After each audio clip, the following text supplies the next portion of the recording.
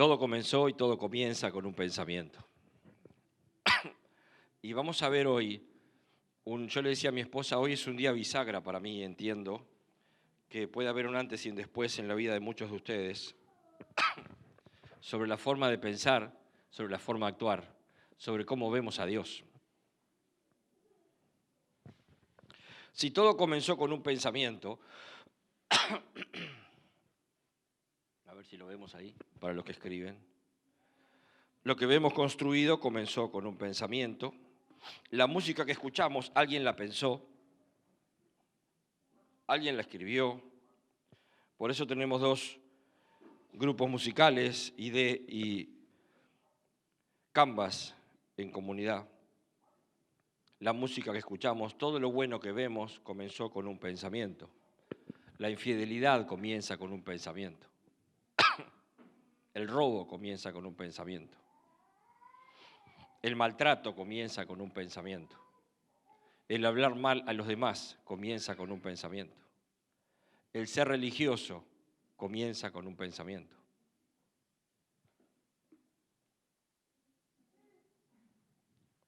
Entonces, si vemos que todo comienza con un pensamiento, el rumbo de nuestra vida es guiado por pensamientos.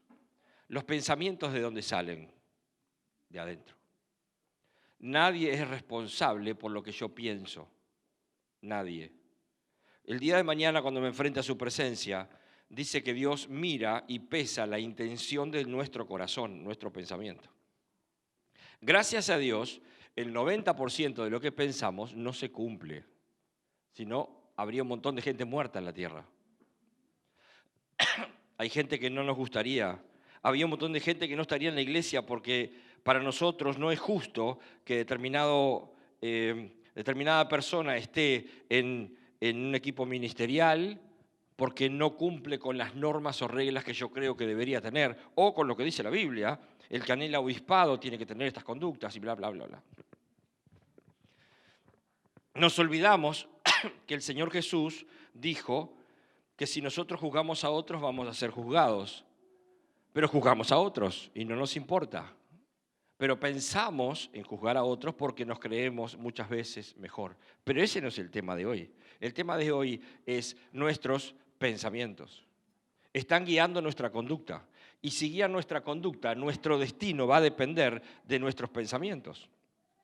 Hay gente que dice, yo soy un burro, a mí no me queda nada. Pues es tu pensamiento y así vas a morir como un burro y no te queda nada.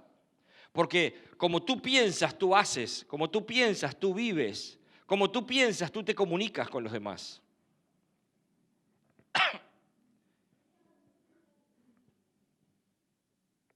Entonces, si nuestro destino depende de nuestros pensamientos, cuando alguien dice, no sirvo para esto, es cierto, puede ser que uno no sirva, pero ¿para qué sirves?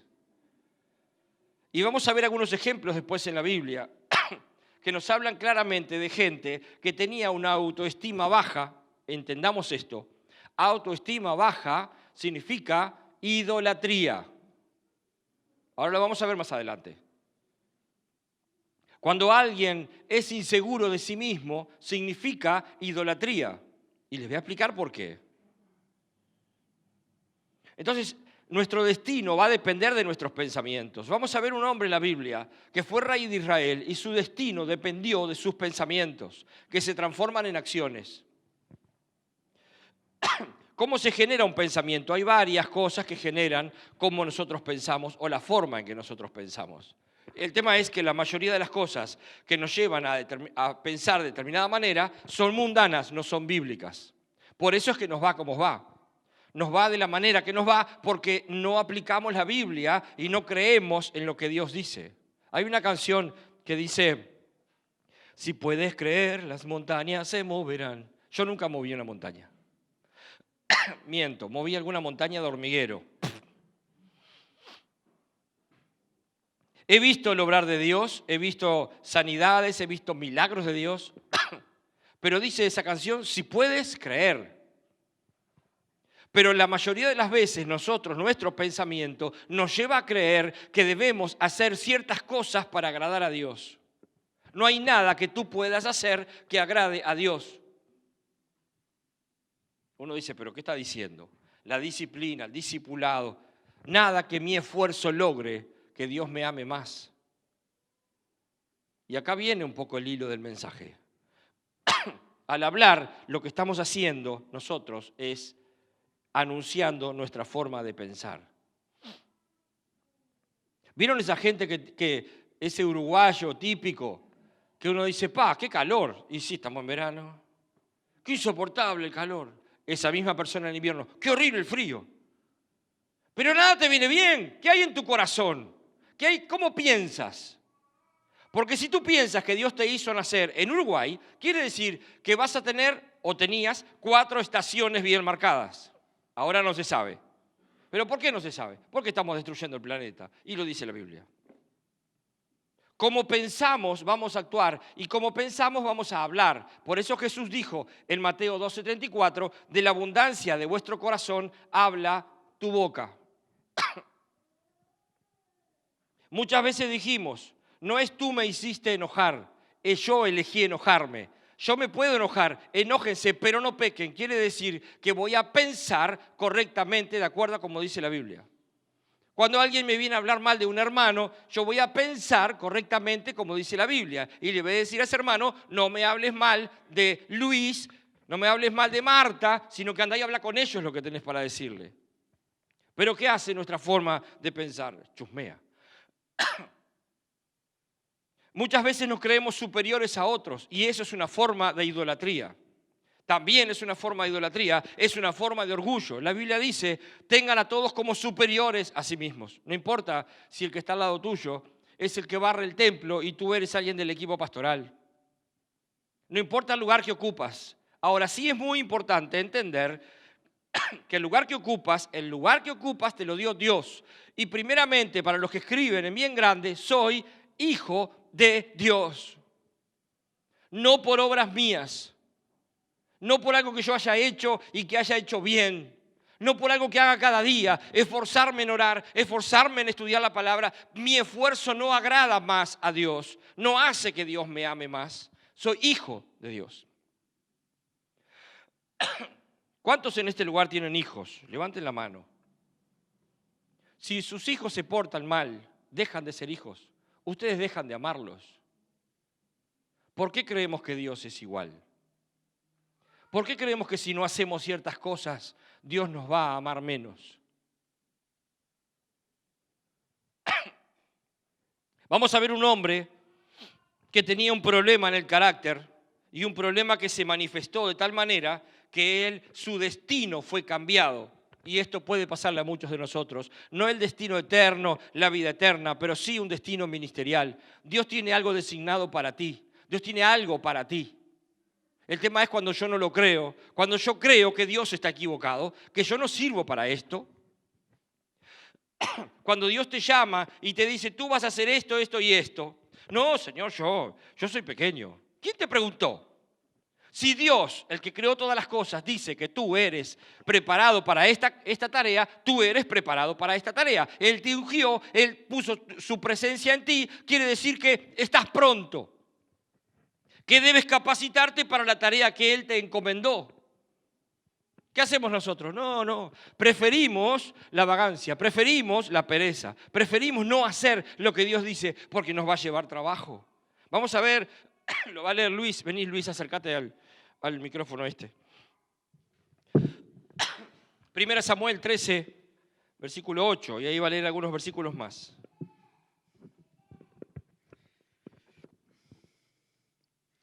Y él esperó 7 días, conforme al plazo que Samuel había dicho, pero Samuel no venía a Gilgal y el pueblo se le desertaba. Entonces dijo Saúl, traedme holocausto y ofrenda de paz, y ofreció el holocausto. Y cuando él acababa de ofrecer el holocausto, he aquí Samuel que venía, y Saúl salió a recibirle para saludarle.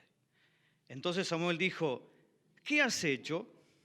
Y Samuel respondió, porque vi que el pueblo se me desertaba y que tú no venías dentro del plazo señalado y que los filisteos estaban reunidos en Micmac. O el Micmac. Gracias. Allí estamos viendo una actitud de Saúl que dice, y el pueblo desertaba. Quiero decirte algo, tu célula puede quedar sin nadie, pero Dios te llamó a liderar. Primero tu vida y después aquellos que Dios te confió. Entonces, por más que estén desertando, tú no eres llamado por aquellos que desertan, eres llamado por Dios. Ocupa tu lugar, mantente en tu lugar, sé apto para tu lugar. Sigue sirviendo a Dios en el lugar que Él te puso. Acá él lo que hizo fue, bueno, Dios dijo a través de Samuel que esperara cierto tiempo hasta que Samuel llegara para ofrecer sacrificio, para entonces ir a la guerra. Samuel pertenecía al siglo XXI, por lo que veo, porque quería las cosas ya. Llegaron los 7 días y dijo, Samuel no vino, lo voy a hacer yo, sin autoridad ninguna. Así le fue a Saúl. Vamos a ver un poquito más adelante ahora qué fue lo que le pasó. Pero a veces queremos ocupar el lugar de otros y no debemos nunca hacerlo. Samuel se equivocó por su forma de pensar, quería las cosas ya. ¿Por qué? Porque el pueblo estaba desertando, la gente se estaba yendo. Hubo quienes levantaron su voz en esta comunidad para decir que esta comunidad, si seguía así, iba a cerrar las puertas. ¿Saben lo que hago con esa palabra? La pongo en el water y tiro en la cisterna, porque lo que Dios dijo va a suceder en esta comunidad, porque es palabra de Dios. No lo que tú piensas, no lo que tú crees, sino la palabra de Dios, y en esa creo, no en ti. Entonces las voces que se levanten para decir, este matrimonio no funciona más. Si ese matrimonio adora a Dios y busca a Dios, ese matrimonio te va a tapar la boca. Cuando Dios dice algo, uno debe obedecer. Pero este hombre vio que estaba desertando el pueblo y dijo, voy a actuar yo en el lugar de quien tiene que hacerlo. ¿Por qué? Porque estaba pensando en que si la gente se le iba, él era el rey, ¿cómo la gente se le iba a ir? Vamos a ver 1 Samuel 15. Caída de Saúl, 15:1, y ahí leemos. Después Samuel dijo a Saúl, Jehová me envió para que te ungiese por rey sobre su pueblo Israel. Ahora pues, está atento a las palabras de Jehová. Así ha dicho Jehová de los ejércitos, yo castigaré lo que hizo Amalec a Israel al oponérsele en el camino cuando subía de Egipto. Ve pues y hiere a Amalec y destruye todo lo que tiene. No te apiades de él. Mata a hombres, mujeres, niños y aún los de pecho, vacas, ovejas, camellos y asnos. Saúl pues convocó al pueblo y le pasó revista en Telaim, 200.000 de a pie y 10.000 hombres de Judá.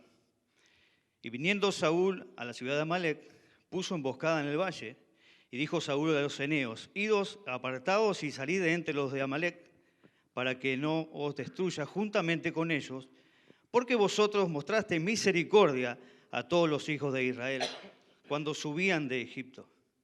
Y se apartaron los eneos y entre los hijos de Amalec. Y Saúl derrotó a los amalecitas desde Ávila hasta llegar a Shur, que está al oriente de Egipto. Y tomó vivo a Agag, rey de Amalec, pero todo el pueblo mató a filo de espada. Y Saúl y el pueblo perdonaron a Agag, y a lo mejor de las ovejas y del ganado mayor, de los animales engordados, de los carneros y de todo lo bueno, y no lo quisieron destruir, mas todo lo que era vil y menospreciable destruyeron. Y vino palabra de Jehová a Samuel diciendo, me pesa haber puesto por rey a Saúl, porque se ha vuelto en pos de mí, y no ha cumplido mis palabras. Y se apesadumbró Samuel, y clamó a Jehová toda aquella noche. Madrugó luego Samuel para ir a encontrarse a Saúl por la mañana, y fue dado aviso a Samuel diciendo, Saúl ha venido a Carmel, y he aquí se levantó un monumento. Y dijo de vuelta, y pasó adelante y descendió a Gilgal. Vino pues Samuel a Saúl, y Saúl le dijo, bendito seas tú de Jehová, yo he cumplido la palabra de Jehová. Samuel entonces dijo, pues qué valido de ovejas y bramido de vacas es este que yo oigo con mis oídos? Saúl respondió, de Amalec los han traído, porque el pueblo perdonó lo mejor de las ovejas y de las vacas para sacrificarlas a Jehová tu Dios, pero lo demás lo destruimos. Entonces dijo Samuel a Saúl, déjame declararte lo que Jehová me ha dicho esta noche. Y él respondió, di. Y dijo Samuel, aunque eras pequeño a tus propios ojos, ¿no has sido hecho jefe de las tribus de Israel? Y Jehová te ha ungido por rey sobre Israel.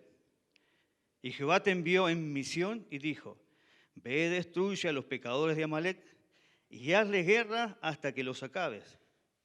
¿Por qué pues no ha oído la voz de Jehová, sino que vuelto al botín has hecho lo malo ante los ojos de Jehová?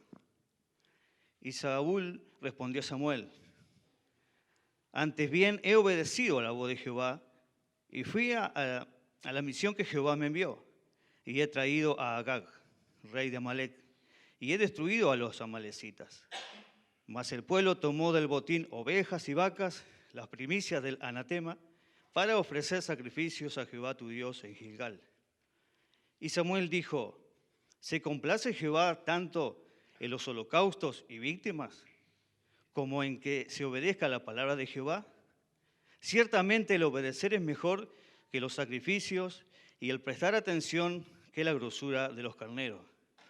Porque como pecado de adivinación es la rebelión, y como ídolos e idolatría la obstinación.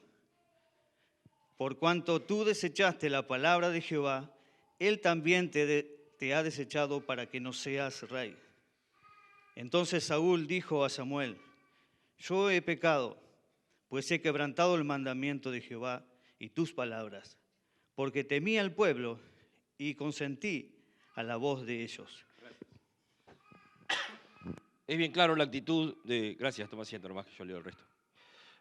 Es bien clara la actitud de Samuel, pero en el versículo de Saúl, perdón, pero en el versículo 17 dice, aunque te tengas en poca cosa. Saúl era un hombre, dice el más alto de Israel, era un hombre esbelto, un poquito más lindo que yo, esbelto, alto, rubio, de hermoso parecer. Era un hombre que uno veía y decía, qué bueno tener un rey así. Pero Samuel le dice, aunque te tengas en poca cosa. Dios fue y te llamó. Cuando lo llama a Saúl, Saúl le dice, pero yo soy de la tribu más pequeña de Benjamín. No soy digno que me hables de esa manera, como diciéndome que soy importante. O sea que Saúl tenía una falla en el carácter, una forma de autoestima baja, que lo que hacía era no creerle a Dios. Porque en el versículo 24 dice, porque tuve miedo del pueblo. Tuve miedo de los que me rodeaban. Por eso hice lo que ellos quisieron, no lo que Dios quiso. ¿Cuántas veces nos pasa algo así? ¿Cuántas veces nosotros hacemos lo que los demás quieren sabiendo que no es la voluntad de Dios? Igual lo hacemos para quedar bien. ¿Cuántas veces actuamos como Saúl cuando el Señor nos alerta y nos dice, hey, tu inseguridad, tu autoestima baja, el no creer lo que yo digo de ti, hace que tú estés a la defensiva todo el tiempo. Y eso es pecado. Primero de incredulidad y segundo de idolatría, porque no le estás creyendo a Dios, sino a tus fuerzas. Es fuerte esto, pero este no es el mensaje de hoy. En este caso, Dios dijo que desechó. Y en el versículo 28 dice, entonces Samuel le dijo, hoy el Señor te ha arrancado el reino de Israel y se lo ha dado a otro, uno que es mejor que tú. Cuando voy al original, no dice mejor que tú, dice más dispuesto que tú.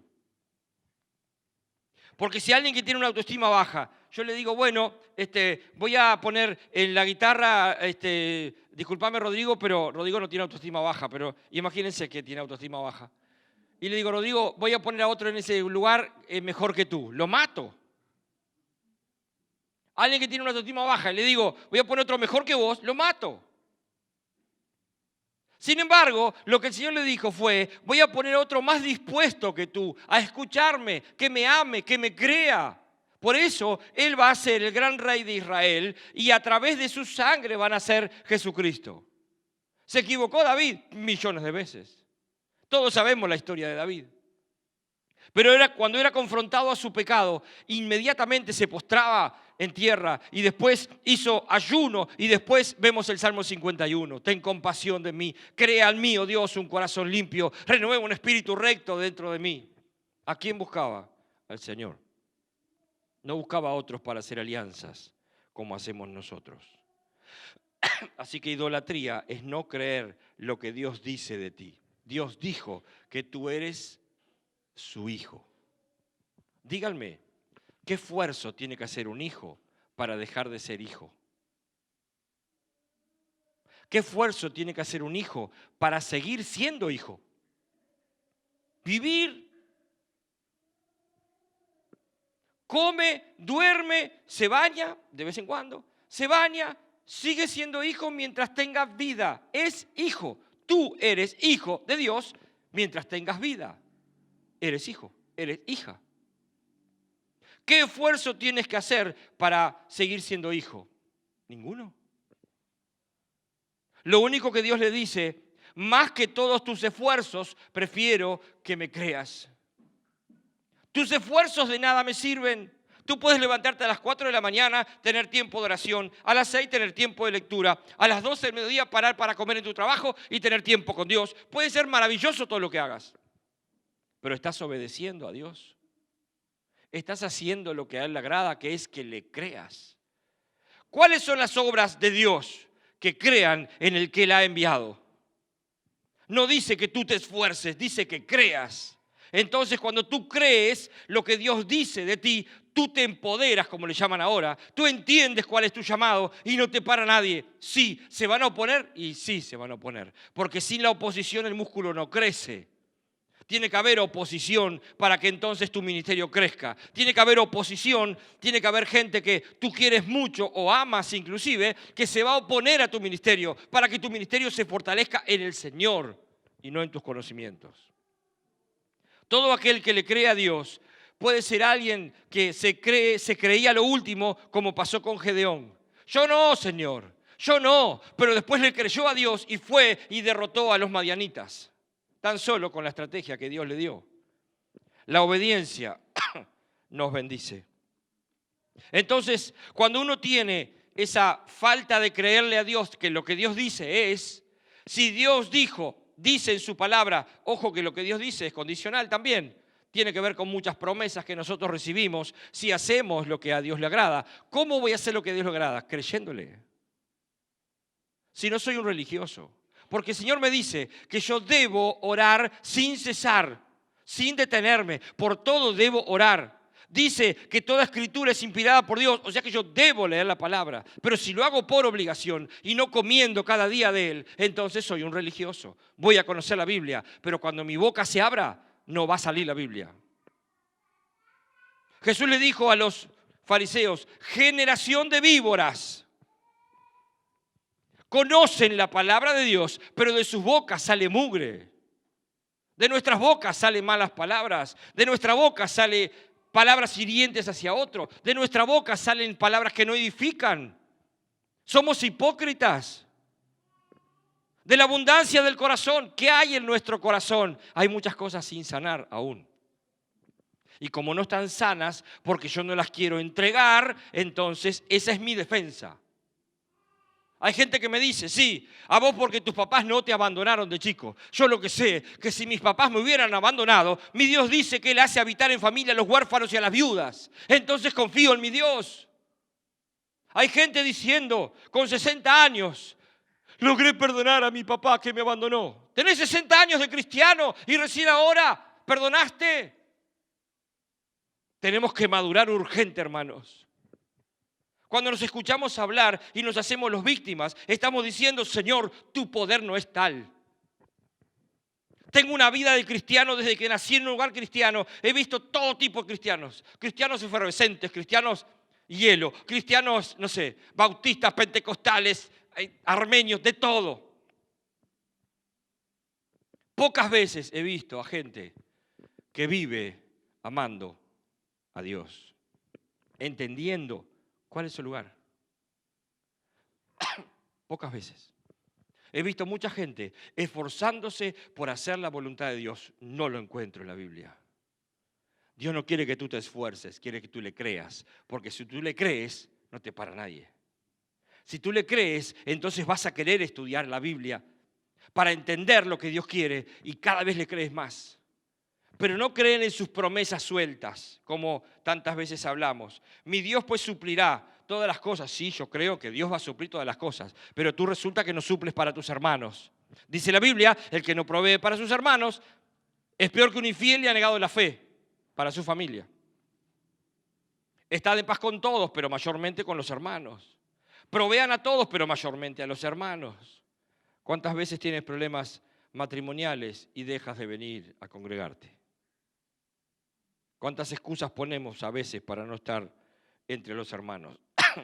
Ahora vamos a ver el siguiente versículo, Samuel 17.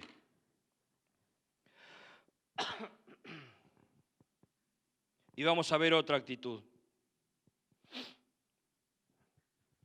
Un día Isaí le dijo a David, toma esta canasta de grano tostado y estos 10 panes y llévaselos deprisa a tus hermanos. Los hermanos estaban en la guerra. Y dales estos 10 pedazos de queso a su capitán. Averigua cómo están tus hermanos y tráeme un informe de cómo les va. Los hermanos de David estaban con Saúl y el ejército israelita en el valle de Ela peleando contra los filisteos. Así que, temprano en la mañana siguiente, David dejó las ovejas al cuidado de otro pastor y salió con los regalos como Isaí le había indicado. Llegó al campamento justo cuando el ejército de Israel salía al campo de batalla dando gritos de guerra. Poco tiempo después, las fuerzas israelitas y filisteas quedaron frente a frente, ejército contra ejército. David dejó sus cosas con el hombre que guardaba las provisiones y se apresuró a ir hacia las filas para saludar a sus hermanos. Mientras hablaba con ellos, Goliat, el campeón filisteo de Gat, salió de entre las tropas filisteas. En ese momento, David lo escuchó gritar sus ya acostumbradas burlas al ejército de Israel. Tan pronto como las tropas israelitas lo vieron, comenzaron a huir espantadas. 2 minutos antes habían grito de guerra. ¿Ya vieron al gigante?, preguntaban los hombres. Sale cada día a desafiar a Israel. El rey ha ofrecido una enorme recompensa a cualquiera que lo mate. A ese hombre le dará una de sus hijas como esposa y toda su familia quedará exonerada de pagar impuestos. Hoy no tiramos de cabeza esto, ¿no? David les preguntó a los soldados que estaban cerca de él, ¿qué recibirá el hombre que mate al filisteo y ponga fin a su desafío contra Israel? Y a fin de cuentas, ¿quién es este filisteo pagano al que se le permite desafiar a los ejércitos del Dios viviente? Otra cabeza, ¿no? Estos hombres le dieron a David la misma respuesta. Le dijeron, efectivamente, esa es la recompensa por matarlo. Pero cuando Eliab, el hermano mayor de David, familia, lo oyó hablar con los hombres, se enojó. ¿Qué estás haciendo aquí?, le reclamó. ¿Qué pasó con esas pocas ovejas, que se supone que deberías estar cuidando? Conozco tu orgullo y tu engaño, el hermano mayor. Solo quieres ver la batalla. ¿Qué hice ahora?, dijo David. Solo hacía una pregunta. Entonces caminó hacia los otros y les preguntó lo mismo y recibió la misma respuesta. Entonces le contaron a Saúl la pregunta de David y el rey mandó llamarlo.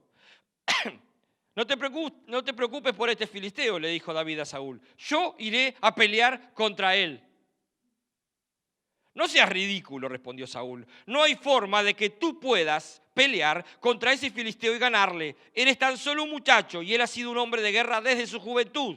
Pero David insistió. He estado cuidando las ovejas y las cabras de mi padre. Cuando un león o un oso vienen para robar un cordero del rebaño, yo lo persigo con un palo y rescato el cordero de su boca. Si el animal me ataca, lo tomo de la quijada y lo golpeo hasta matarlo.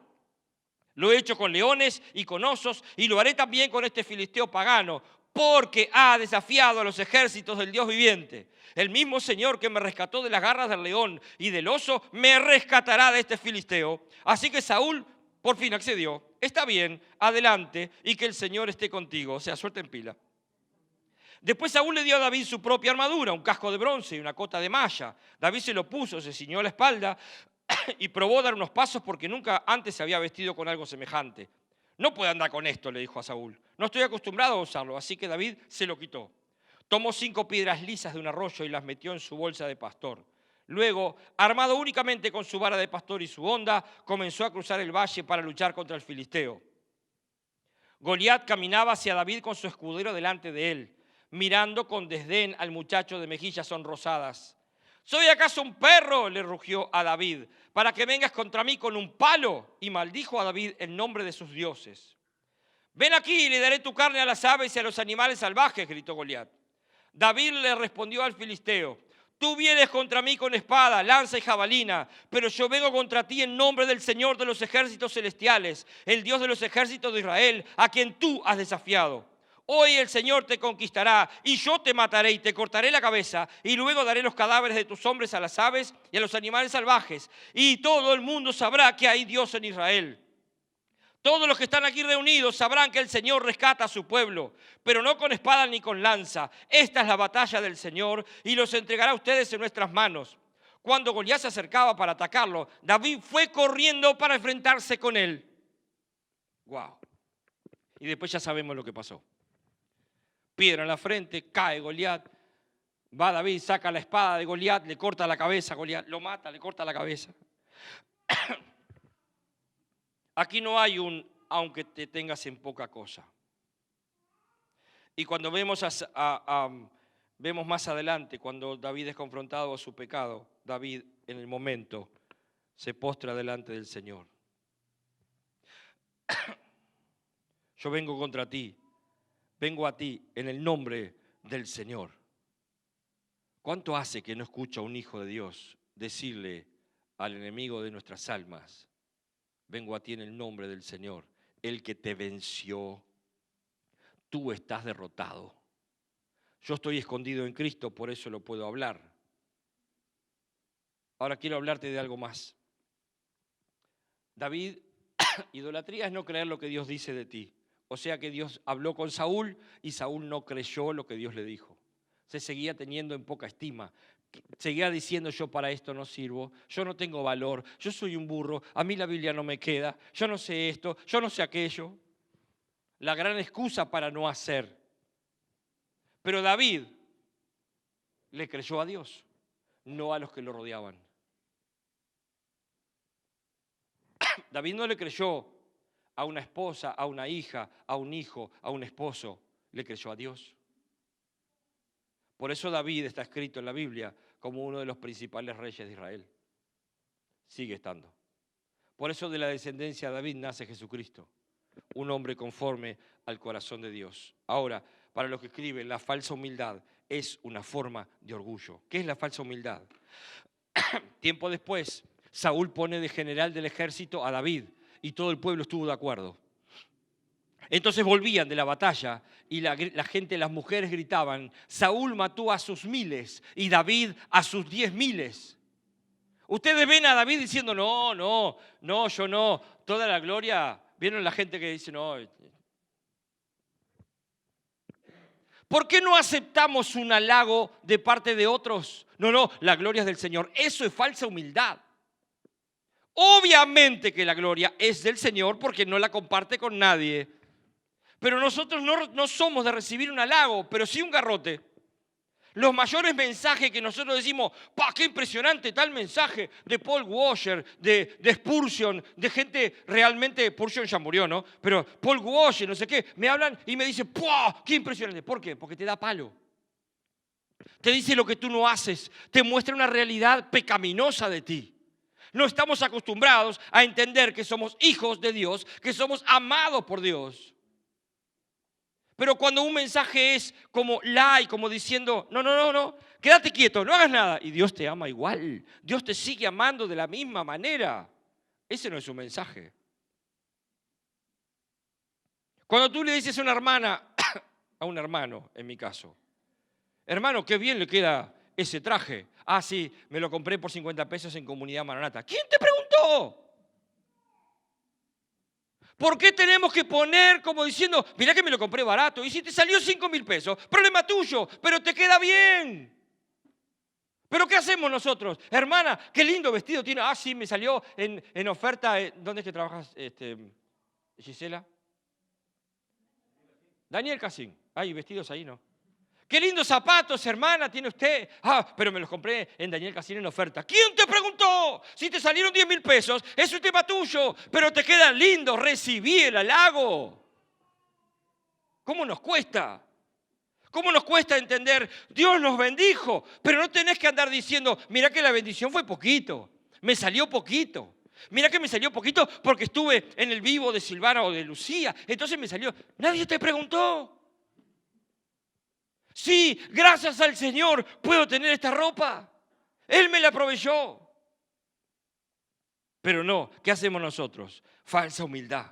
Tenemos que encima poner enseguida, no, mira que no me salió caro. Me salió carísimo, pero ¿sabes qué? Me queda hermoso. Me quedan 24 gotas para pagarlo, pero me queda hermoso. Nadie te preguntó nada, tan solo se te dijo, Daniel, qué lindo te queda el tapaboca. Ah, sí, me costó 10 pesos. Falsa humildad. Eso habla de nuestra inseguridad, que tenemos que estar dando información a los demás para nosotros calmar nuestra conciencia. Que el otro no vaya a pensar de mí que yo gasté tanta plata en unos zapatos. ¿Qué importa si el otro piensa? ¿A Jesús le importó lo que la gente pensó? ¿Por qué a nosotros nos mueve nuestras emociones lo que la gente piensa? Porque estamos creyendo más en la gente que en Dios. Dios dice que yo soy su hijo, desnudo con ropa, soy su hijo y nadie me arrebatará de su mano. Es genial. David entendió que Dios era su Dios. Entonces cada vez que tenía un problema decía, Señor, los enemigos vienen contra mí, pero tú sos mi salvación. Siempre termina así los salmos, pero tú tal cosa, pero tú tal otra. Cuando leemos el Salmo 119, la ley de Dios es perfecta. Así que la falsa humildad es una forma de orgullo. Todo tiene que ver con lo que pensamos o con lo que nos enseñaron a pensar y seguimos pensando igual. ¿Por qué el apóstol Pablo sigue insistiendo hasta el día de hoy y hace 20 años que esta comunidad sigue insistiendo con lo mismo? Cambien la manera de pensar, si no van a ser parte del mundo. Díganme, las obras de la carne nacen de pensamientos. Hechicerías, enemistades, pleitos, celos, iras, contiendas, adulterio, fornicaciones, nacen de pensamientos. Ahora díganme, amor, gozo, paz, paciencia, benignidad, bondad, fe, mansedumbre y templanza, ¿de dónde salen? Del Espíritu de Dios que lo pone en ti. Pero hay más obras de la carne que frutos del Espíritu. Entonces, si yo creo lo que Dios dice, los frutos del Espíritu, en mi espíritu, se van a ver, se van a mostrar en mi hablar, en mi caminar, en mi mirada, en mi gestualidad, se van a mostrar. Yo debería estar en la cama hoy, esa es mi realidad. Mi esposa ayer me decía, tomate la temperatura, y yo no me la quise tomar justamente porque dije, si anoche hacía fiebre, hoy no podía estar acá. Y no sé si tengo fiebre o no. Le dije a Luis, mañana predico yo, tenía que volcar este mensaje y decir, hermanos, de acuerdo a cómo estamos pensando, es lo que vivimos, el resto no tiene nada que ver. Si yo pienso que debo hacer cosas para ser un mejor hijo de Dios, estoy muy equivocado. Mi hijo, haga lo que haga, va a seguir siendo mi hijo, hasta el día que yo me muera o que él se muera. Hijo. Eso es lo que Dios nos dice. Ahora bien, con esto termino. Cuando dice, primer mandamiento, amarás a tu Dios, en esto se resume toda la ley. Amarás a tu Dios por sobre todas las cosas, mente, ya lo sabemos, coma, y a tu prójimo como a ti mismo. Yo cuando veía esa última frase, y a tu prójimo como a ti mismo, ¿cómo tú amas a los demás? ¿Cómo te amas tú? Por eso no amas a los demás.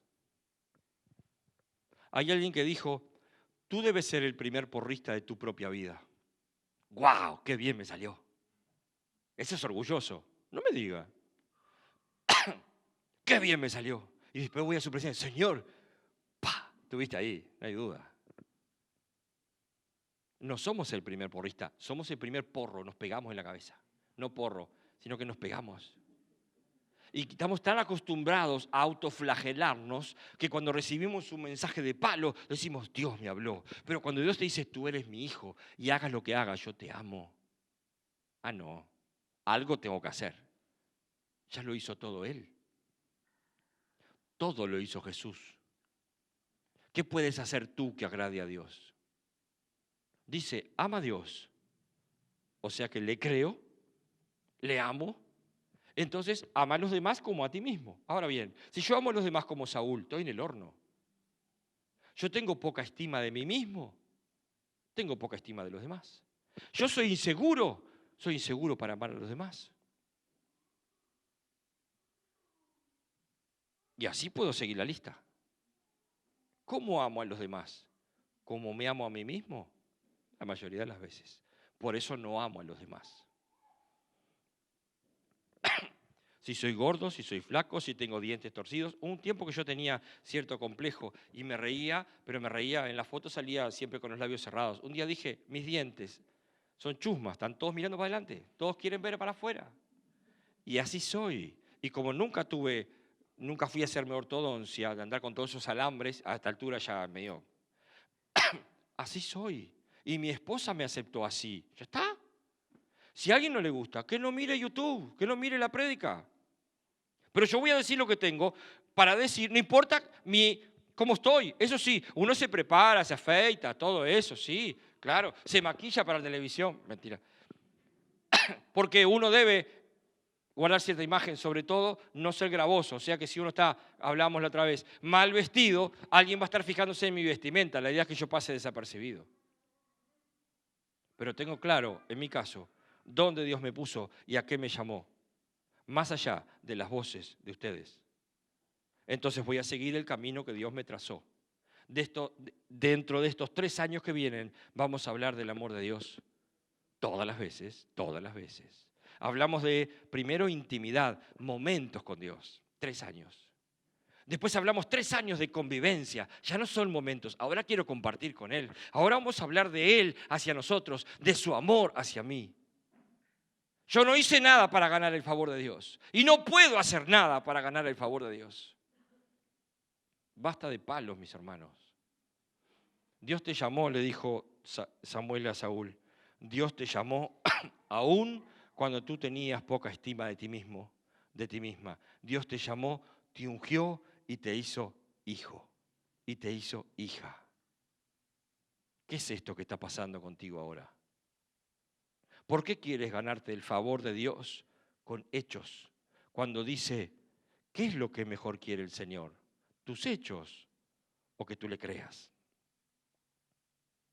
Cuando yo le creo a alguien, lo sigo. Vean las votaciones. Creo a alguien, lo sigo. Hago lo que dice. Estoy de acuerdo con sus leyes. Hacemos eso con nuestro Dios. Y cuando alguien nos halague de ahora en más, recibamos el halago. Y después vamos a nuestra intimidad, donde todo se produce. No se produce haciendo, Se produce cuando entres a tu cámara a orar y ores en lo secreto, Dios te responderá en público. ¿Dónde suceden las cosas? Donde nadie te ve. ¿Dónde se produce el entender y amar a Dios? Donde nadie te ve. Ahí. Y después los frutos aparecen en los demás. Aparece hacia afuera. A tu prójimo como a ti mismo. Entonces vemos una persona que se tenía poca estima y se equivocó. Y Dios lo desechó. Es cierto que Dios hoy no desecha a nadie que sea su hijo. Que sea su hijo. No desecha. Pero sí, una de las cosas que dijo el Señor Jesús, hablábamos con mi esposa de esto, por tus palabras sin pensar será juzgado. ¿Por qué? Es mentira que son sin pensar. Todas las palabras salen de la abundancia de nuestro corazón.